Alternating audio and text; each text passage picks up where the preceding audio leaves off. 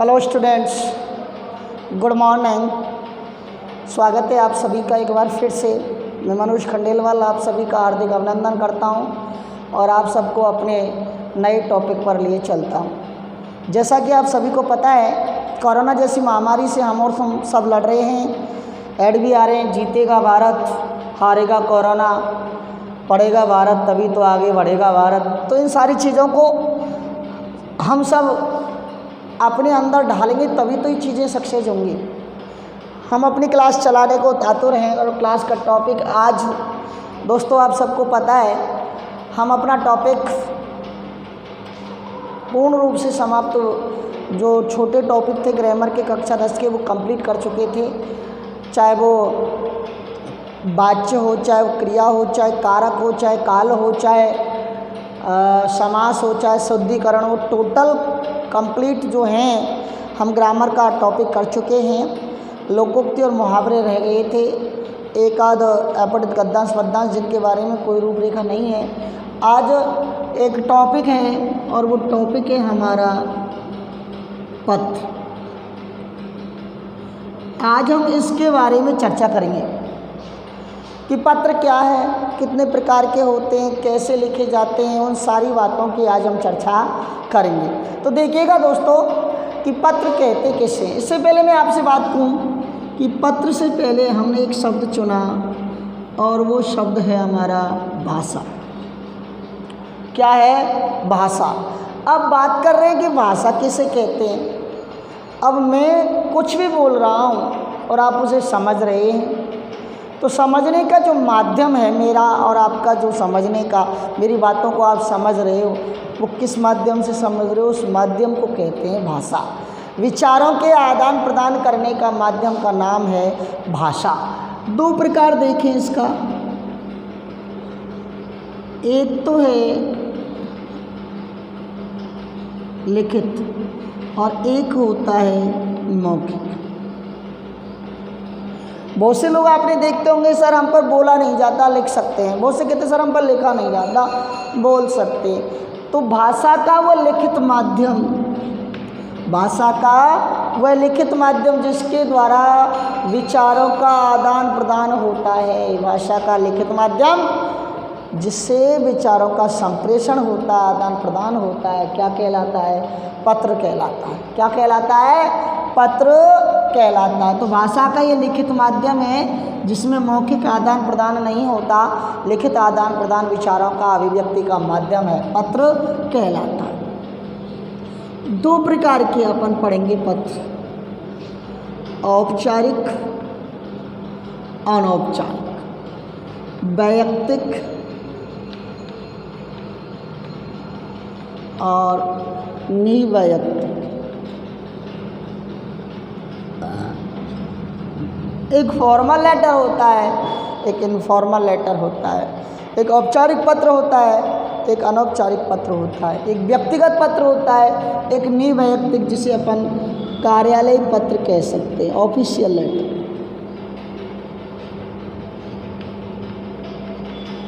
अब दोस्तों समस्या इतनी है कि कक्षा 10 में तमाम प्रकार की वैरायटियाँ पत्रों में भर दी हैं और एक ही टॉपिक दे दिया पत्र, उसमें सब टोटल तरीके के पत्र पूछे गए। तो बड़ी दिक्कत आ रही है, लेकिन हमें सारे एक एक पत्र करने 3-4 दिन में इसे कंप्लीट कर लेंगे।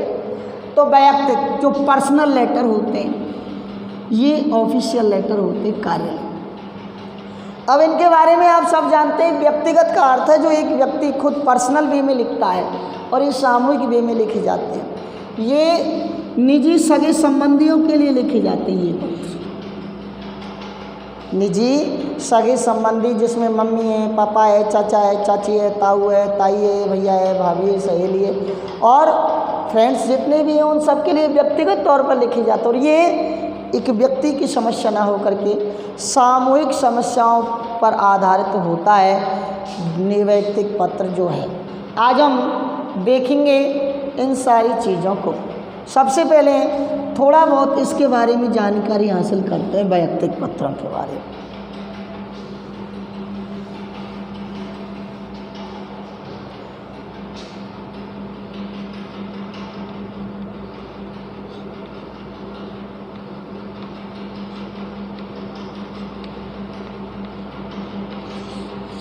देखिएगा दोस्तों, आज हम रटने की जो हमारी परिपाटी विद्यार्थी में हो चली है, इस टीचर भी उसी रटंत विद्या को आगे बढ़ाते हैं, लेकिन आज हम आपको बिल्कुल स्पेशल टॉपिक के तहत आपको समझाएंगे जिसमें आपको रटने की कोई आवश्यकता नहीं होगी।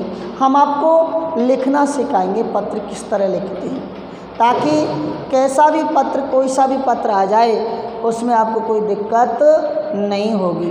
सारी चीज़ें आप अपने हिसाब से देखते चलो जाओ। दोस्तों, जब एनसीईआरटी का कोर्स आया उससे आज एनसीईआरटी जैसे हम कभी पढ़ते थे इंग्लिश में, इस तरह पढ़ते थे टू द हेड मास्टर, यहाँ लिखते थे योर्स इधर की ओबीडेंटली।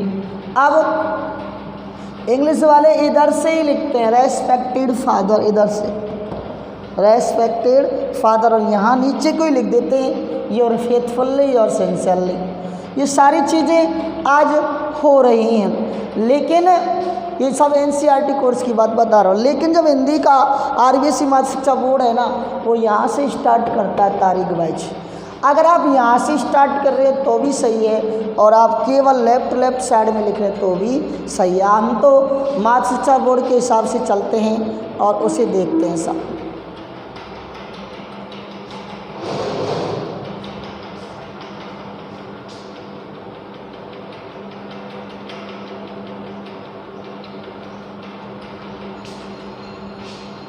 देखिएगा, आज हम एक कॉलम बना लेते हैं पूरा का पूरा। मान लो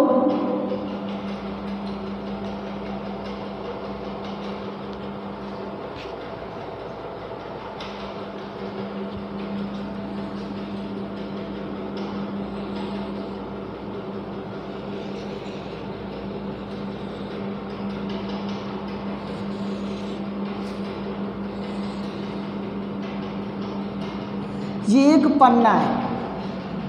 अब इस पन्ने की कॉलम देखिएगा, 1 2 3 4 5 6 7 कॉलम होंगे पत्र के। आज हम 7 कॉलमों के बारे में चर्चा करेंगे, और केवल ये जो कॉलम है इसको छोड़ करके टोटल जितने भी कॉलम हैं, टोटल जितने भी कॉलम हैं उन सारे कॉलमों में एक ही चीज़ होगी, कौन सी, कि हमें रटना नहीं है, इसको देखना, ये अलग होगा, अन्यथा टोटल चीज़ अलग हो। पहले इनके नाम देख लेते हैं अपन। देखें, पहला पॉइंट इधर से स्टार्ट करें।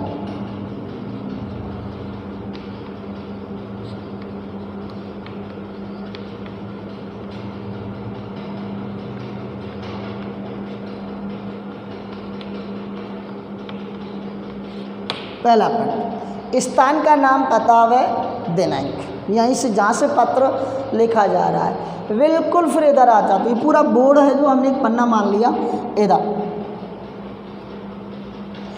इधर अपन नंबर 2 पर चलेंगे, संबोधन। अब हमने आपसे कहा था संबोधन किसे कहते हैं। मैंने कहा था जिसके बारे में बोला जा रहा है या कहा जा रहा है वो संबोधन ही कहलाता है। क्या कहलाता है? संबोधन ही कहलाता है। हम जिसके बारे में बात कर रहे हैं, जिस तरह अपने कारक पढ़े थे ही, ओ, अरे। अब इस संबोधन को हमने 3 पार्टों, पहले तो नाम देख लेते हैं उसके बाद चलेंगे ना। तीसरे में हमने लिखा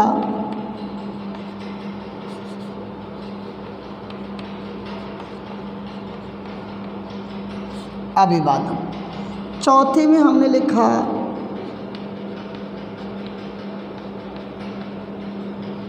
पत्र का प्रारंभ, 5वें में लिखा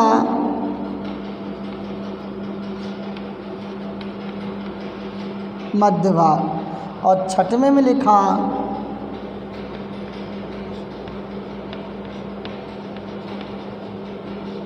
अंत, और 7वें में और लास्ट में लिखा हमने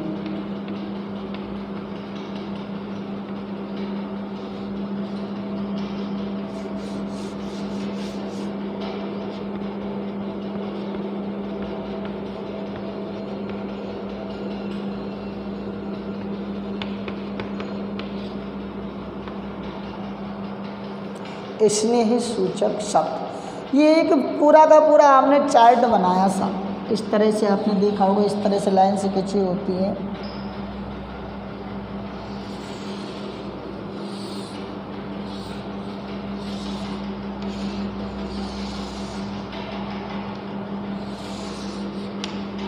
ये इस तरह से एक चार्ट बन गया पूरा का पूरा। अब यहाँ से स्टार्ट करते हैं अपन लिखते कैसे ऐसा। पहला पॉइंट देखिएगा आप, स्थान का नाम है दिनांक। मान लो पत्र किसी बड़े शहर से लिखा जा रहा है तो वहाँ कॉलोनियाँ होती हैं, नगर होते हैं। अब किसी गांव से लिखा जा रहा है तो वो एक ही गांव होता है जिसमें कोई कॉलोनी नहीं होती। तो बड़े शहर से लिखा जा रहा है तो जहाँ कॉलोनी या नगर से लिखा जा रहा है उस कॉलोनी नगर को लिखने के बाद अपन अल्प विराम लगा देते हैं। क्या लगा देते हैं? अल्प विराम लगा देते हैं। देखिएगा सबसे पहले हम बात करें यहाँ, जैसे अपन खेड़ली से पत्र लिख रहे हैं तो मैं हम जैसे लिख दें गुजर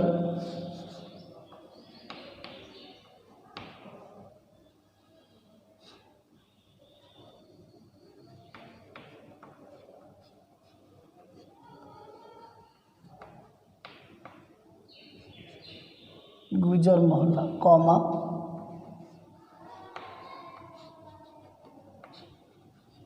खेड़ली,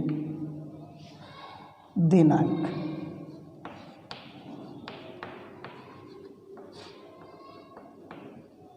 12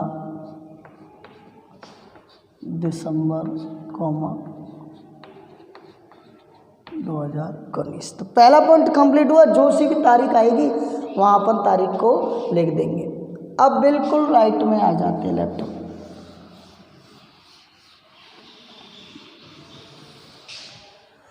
अब दूसरे पॉइंट का नाम यहाँ साफ संबोधन। 3 प्रकार का संबोधन हमें करना है, बड़ों के लिए, छोटों के लिए, बराबर वालों के लिए। भाई अपन किसी को पुकार रहे हैं, किसी से कह रहे हैं तो 3 ही ऑप्शन बच रहे हैं। या तो हम अपने से बड़ों से कह रहे हैं, या हम अपने से छोटों से कह रहे हैं, या हम अपने बराबर वालों से कह रहे हैं। तो जब हम बड़ों के लिए संबोधन कर रहे हैं तो किन किन शब्दों का यूज करेंगे, छोटों के लिए कर रहे हैं तो किन किन शब्दों का यूज करेंगे, और बराबर वालों के लिए कर रहे हैं तो किन किन शब्दों का यूज करेंगे। तो बड़ों के लिए हम करते समय याद रखना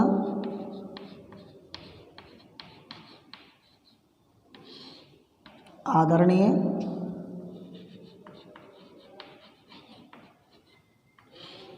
माननीय,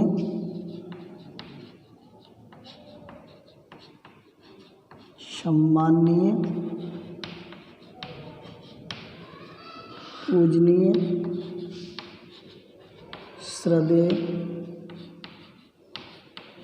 श्रीयुत, श्रीमान। आदरणीय, माननीय, सम्माननीय, पूजनीय, श्रद्धेय, श्रेय, श्रीमान आदि में से किसी एक शब्द का यूज करते हैं। छोटों के लिए लिखते समय प्रिय,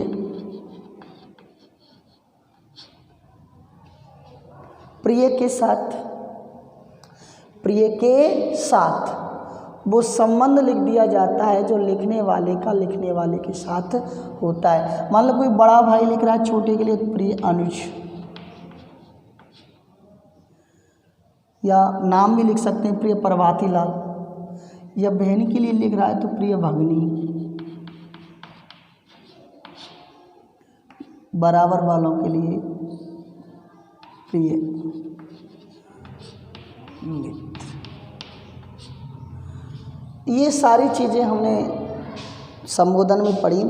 बड़ों के लिए लिखते समय आदरणीय, माननीय, सम्माननीय, पूजनीय, श्रद्धेय, श्रीयुत, श्रीमान आदि में से किसी एक को लिख दिया जाता है। जबकि छोटों के लिए लिखते समय प्रिय के साथ वो संबंध लिख दिया जाता है जो लिखने वाले के साथ होता है, और बराबर वालों को लिखते समय प्रिय के साथ वही लिख दिया जाता है जो संबंध जो लिखने वाले का होता है। 2 पार्ट हमारे हो गए साहब। मान लो संबोधन में अपने से बड़ों के लिए लिख रहे हैं,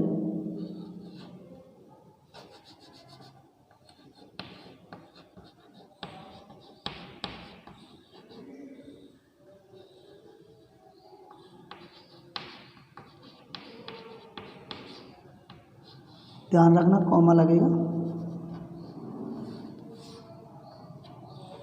जी। अब तीसरा पॉइंट बिल्कुल इसके नीचे होगा, उस पॉइंट का नाम है अभिवादन। हिंदुस्तान की संस्कृति है ये, हम कोई भी अपने घर पर आता है उसका स्वागत करते, कहते हैं आओ तो वेलकम और जाओ तो भीड़ कम। तो संबोधन जब 3 प्रकार का होता है, यानी हम किसी को 3 प्रकार के व्यक्तियों को बुला रहे हैं, तो हमें स्वागत भी 3 प्रकार का ही करना होगा, बड़ों के लिए, छोटों के लिए और बराबर वालों के लिए। सेम वही कैटेगरी, बड़ों के लिए, छोटों के लिए और बराबर। बड़ों के लिए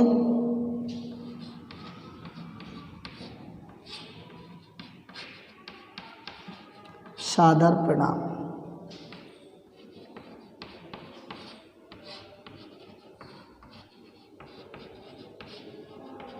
चरण स्पर्श,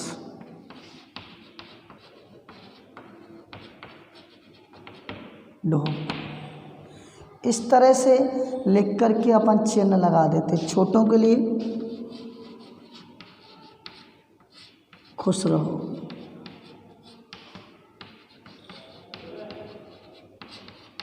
सुन रहो,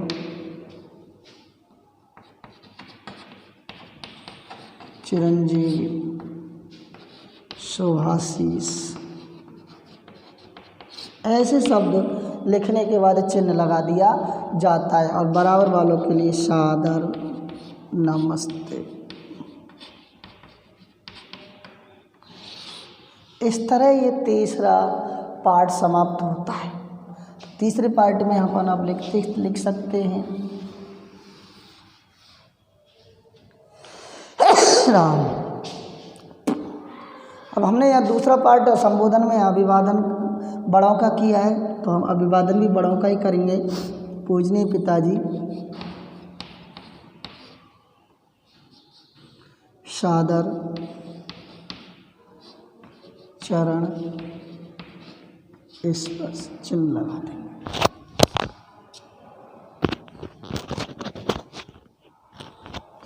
चिन्ह लगा देंगे। इस तरह से हमने दोस्तों 3 पार्ट अपने कर लिया। अब मान लो कोई सा भी कैसा भी पत्र आ जाए, अब हमें कोई दिक्कत थोड़ी है। पहला पत्र का लिखने वाले का नाम, पता और दिनांक ये लिख दिया, दूसरे में संबोधन कर लिया और तीसरे में अभिवादन कर लिया। अब चौथा पार्ट होता है पत्र का प्रारंभ।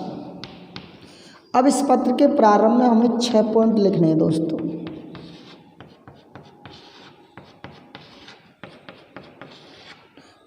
पहला पॉइंट देखें,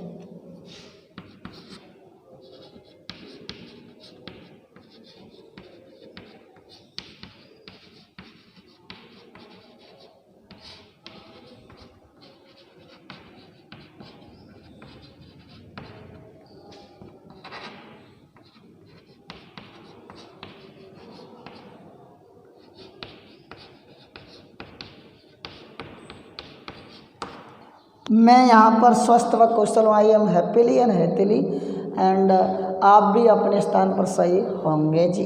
दूसरा पॉइंट,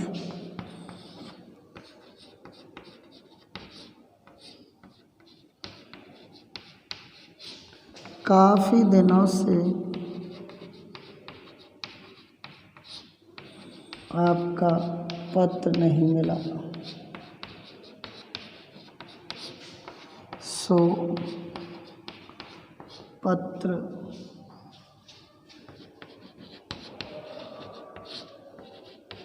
लिख रहा हूँ, रही हूँ। काफ़ी दिनों से आपका पत्र नहीं मिला, इसलिए पत्र लिख रहा हूँ, लिख रही हूँ। तीसरा, आज सुबह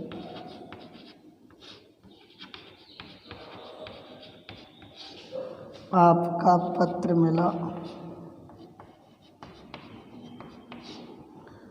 जवाब में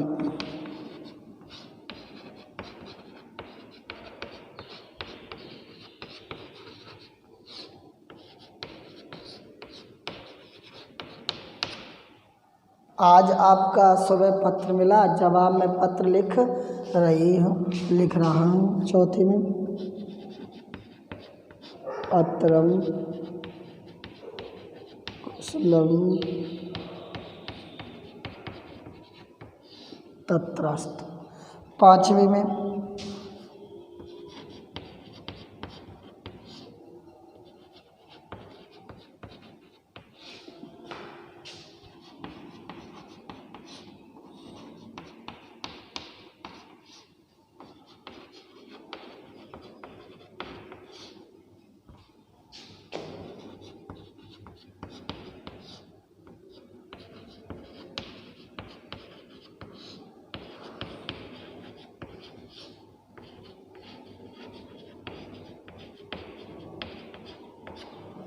छठवें में सुबह का अखबार पढ़ा,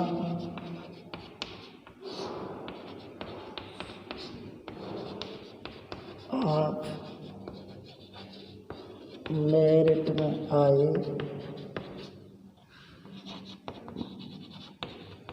बहुत बधाई। ये 6 लाइन हमने आपको लिखी। पहली लाइन, मैं यहाँ स्वस्थ व कुशल हूँ, आप भी अपने स्थान पर कुशल मंगल होंगे जी।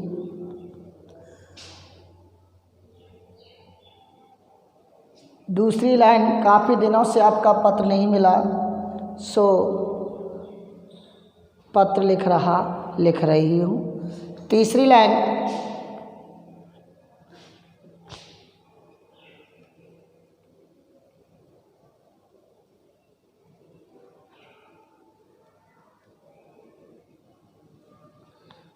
लाइन, कि आज सुबह आपका पत्र मिला, I received your call letter yesterday, जवाब में पत्र लिख रही हूँ। चौथी बात, अत्रम कुशलम तत्रास्तु, अतमिस यहाँ, कुशल में सही प्रकार से, तत्र भी सुहा, अस्तु में सुंगे। पाँचवा, यहाँ कुशल सब भांति सुहाई, वहाँ कुशल राखे रघुराई, कि यहाँ तो सभी प्रकार से सुखी हैं, भगवान की कृपा से आप भी वहाँ सही होंगे। सुबह का अखबार पढ़ा, आप मेरिट में आए, आपको बहुत बहुत बधाई। बधाई के लिए लिखा जाता है, तो एक लिखना है 6 में से। आप समझ रहे थे कि 6 लाइन लिखनी है, नहीं, एक ही लाइन इनमें से लिखनी है और सब हमें मिटा देनी है।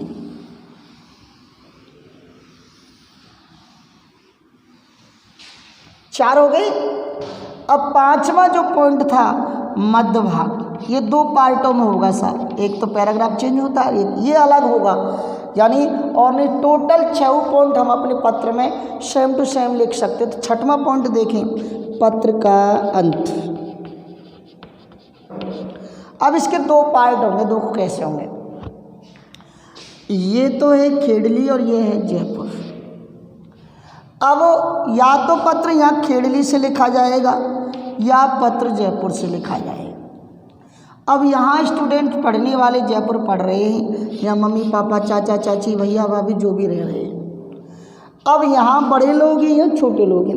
अब यहाँ से जो पत्र पहुँचेगा उस पत्र में तो क्या होगा, आशीर्वाद और इनके लिए प्यार होगा, और ये चरण स्पर्श मांगेंगे। तो 2 चीज़ें हमें यहाँ फिक्स रखनी है, 2 लाइन। अगर इधर से पत्र लिखा जा रहा है तो माताजी पिताजी आशीष भेज रही है, पहली बात, माताजी पिताजी आशीष भेज रहे हैं। और घर में छोटे मोटे बच्चे भी होते हैं जिन्हें अपन प्यार से अलग नामों से बोलते हैं, जैसे चुन्नू मुन्नू, चुन्नू मुन्नू नमस्ते लिखवा रहे हैं। एक तो एक लाइन ये हुई साहब, जो अपन ऐसे दूसरी लाइन बना सकते हैं। अगर यह बड़ों की तरफ से लिखा गया है और उधर से अगर पत्र लिखा गया तो वो इस तरह से लिखेंगे, माताजी पिताजी चाचा जी चाची जी भैया जी भाभी जी, माताजी पिताजी को प्रणाम,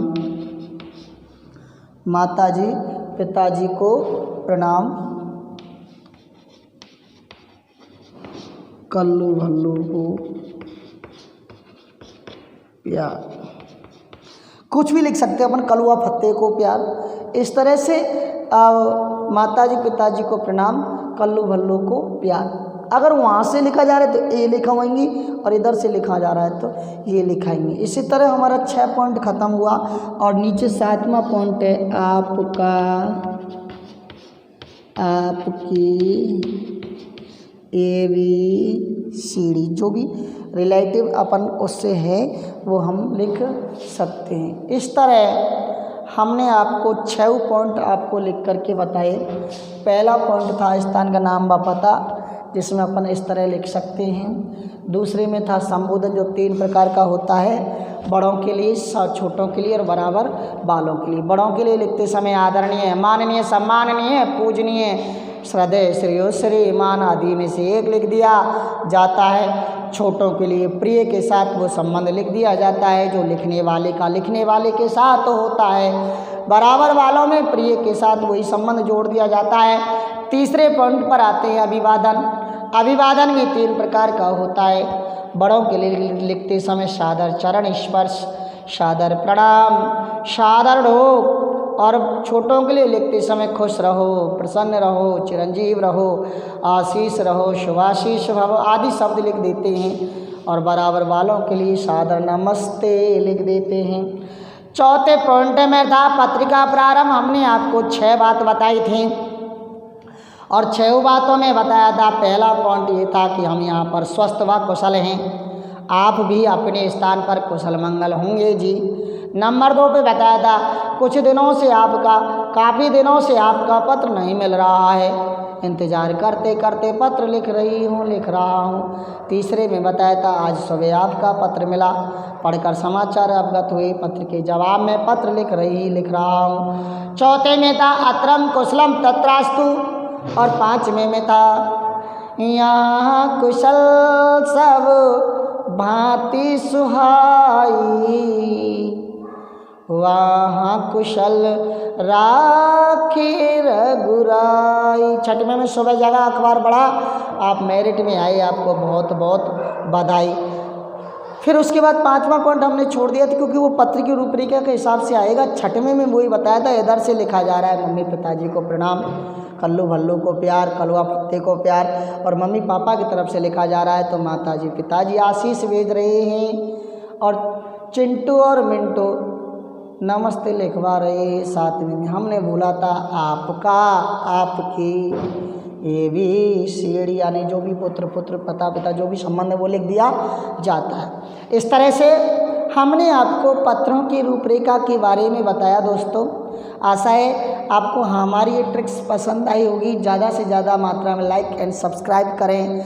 आपका ये दोस्त हाजिर है आपके लिए प्रत्येक समस्या के लेकर, और कमेंट्स में लिखें कैसी लगी कैसी न लगी, प्रत्येक को लिखना है। आज का ये टॉपिक आपको कैसा लगा, तब तक के लिए आप सबको मेरी तरफ से अलविदा, नमस्कार।